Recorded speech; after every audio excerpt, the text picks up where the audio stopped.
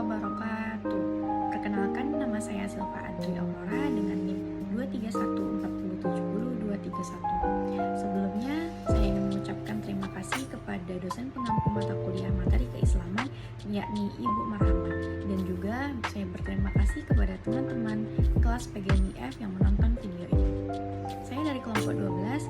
Di sini saya akan menyampaikan materi yang berjudul puasa. Materi sebelumnya sudah disampaikan oleh teman saya, yakni Intan Maharani.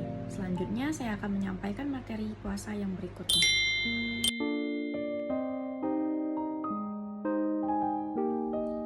Puasa tidak hanya menahan diri dari makan dan minum, tetapi juga melibatkan pengendalian diri dari segala bentuk perilaku dan ucapan yang dapat mengurangi nilai ibadah puasa. Oleh karena itu, penting untuk memahami tata cara dan adab dalam berpuasa. Yang pertama, tata cara dalam berpuasa. Yang pertama, diawali dengan niat. Berikut salah satu niat yang ada dalam puasa, yaitu puasa Ramadan. Bismillahirrahmanirrahim. Nawaitu sauma godin an ada'i fardi syahri ramadana hadhihi sanati lillahi ta'ala. Yang kedua, sahur. Yang selanjutnya yaitu menahan diri dari hal-hal yang membatalkan puasa sejak terbit fajar sampai terbenamnya matahari. Lalu diakhiri dengan berbuka puasa. Berikut adalah doa berbuka puasa di bulan Ramadan. Bismillahirrahmanirrahim. Allahumma laka sumtu wa bika amantu wa ala rizkika aftartu birahmatika ya arhamar rahimin.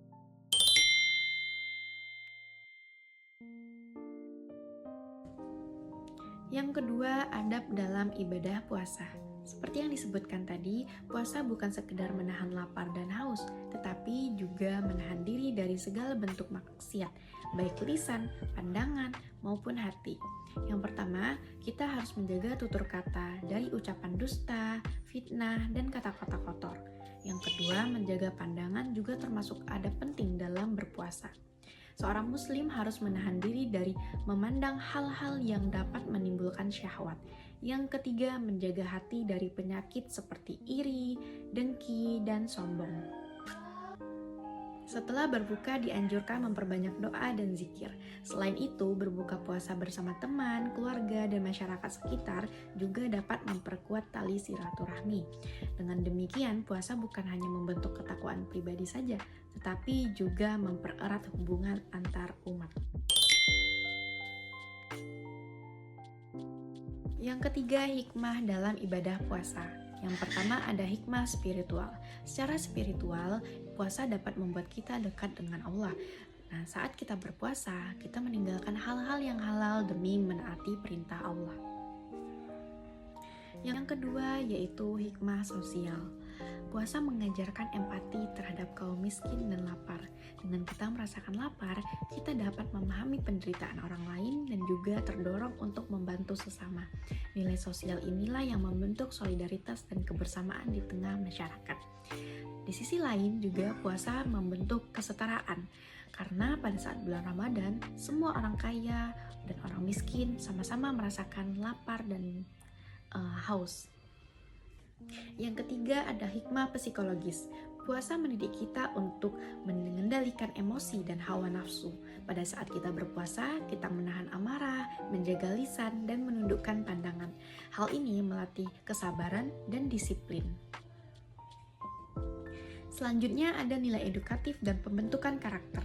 Melalui puasa, kita belajar disiplin waktu karena harus mematuhi batas waktu sahur dan berbuka.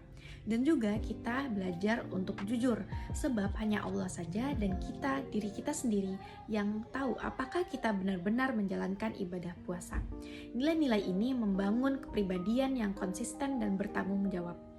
Dan selanjutnya, terakhir, puasa juga membuat kita menjadi lebih sehat dan semangat.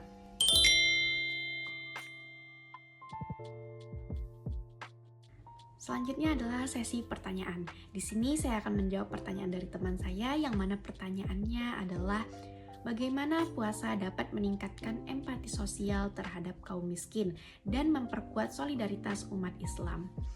Nah, jawabannya ini sangat berkaitan sekali dengan hikmah sosial yang ada dalam ibadah puasa. Dengan kita berpuasa, kita dapat memahami penderitaan yang dialami oleh orang miskin, seperti orang-orang yang menjalani kehidupan yang sulit. Bahkan untuk hidup saja sulit, apalagi untuk mendapatkan sesuap nasi. Disinilah peran puasa sangat penting. Puasa dijalani oleh semua kalangan umat, mau orang miskin, mau orang kaya, semua sama-sama merasakan lapar dan haus. Nah, disinilah kita merasakan dan memahami penderitaan yang dialami oleh orang-orang miskin. Dengan kita menahan lapar, dengan menahan haus, kita tahu bahwa inilah yang dirasakan oleh orang-orang miskin. Nah, dengan hal tersebut akan meningkatkan empati sosial kita dan juga memperkuat solidaritas antar umat Islam. Jangankan umat Islam saja, tetapi juga memperkuat solidaritas antar umat beragama. Contoh kasusnya seperti yang ada di negara Palestina. Saudara-saudari Muslim dan non-Muslim yang ada di sana dibombardir oleh negara Israel, bahkan untuk mendapatkan kehidupan yang layak, mendapatkan air bersih untuk berwudu, untuk sholat, mereka kesusahan, apalagi untuk mendapatkan makanan. Nah, dengan kita berpuasa di sini, kita tahu apa yang dialami oleh mereka yang kesulitan makan dan minum yang ada di negara Palestina. Nah, hal itulah yang akan meningkatkan solidaritas antar umat. Nah, mungkin sekian jawaban dari saya. Lebih dan kurangnya salah kata mohon dimaafkan. Terima kasih kepada teman-teman yang sudah memberikan pertanyaan. Sekian penyampaian materi yang berjudul puasa pada video ini. Saya berterima kasih kepada teman-teman semua yang telah menonton sampai di titik ini. Saya mohon maaf jika ada salah kata atau pengucapan yang terdapat dalam video ini. Saya berterima kasih kepada dosen mata kuliah materi keislaman, yakni Ibu Marhamah, dan kepada teman-teman PGMIF yang menonton video ini.